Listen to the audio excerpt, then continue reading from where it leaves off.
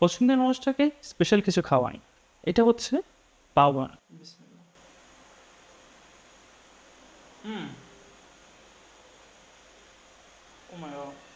চলুন শুরু করি। অল্প একটু পানিতে ইস্ট নিয়েছে 1 টেবিল স্পুন। এটিকে অ্যাক্টিভ হওয়ার জন্য 5 মিনিট সাইডে রেখে দেব। এর মধ্যে ফিলিংয়ের জন্য গাজর, পেঁয়াজ, কাঁচামরিচ, রসুন কেটে নিব। আমি 250 গ্রাম সেদ্ধ চিকেন নিয়েছি, যেগুলো ছাড়াই নেব। এখন ডো বানানোর পালা।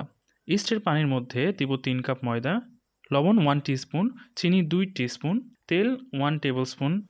এবার একটা ডো বানাবো ঠিক এরকম। ভেজা কাপড় দিয়ে ঢেকে সাইডে রেখে দেব 20 মিনিটের জন্য। এখন আসেন ফিলিং তৈরি করি। প্যানে কিছুটা তেল দিয়ে সবজিগুলো দিয়ে দিন। এর মধ্যে 1 টেবিল স্পুন চিলি ফ্লেক্স দিলাম, হলুদ 1 টিস্পুন, ধনিয়া 1 teaspoon, soya sauce 2 table spoon. এবার ভালো করে মিক্স করে মাংসটা দিয়ে দিন। লবণ চেক করে নেবেন। ভালো করে ভাজতে হবে 5 মিনিট। এখন ডোটাকে আরেকটু ভালো করে মিক্স করে নিন। এখন সমান করে 8 পিস কেটে নেব। এখন প্রত্যেকটাকে গোল গোল শেপ দিব।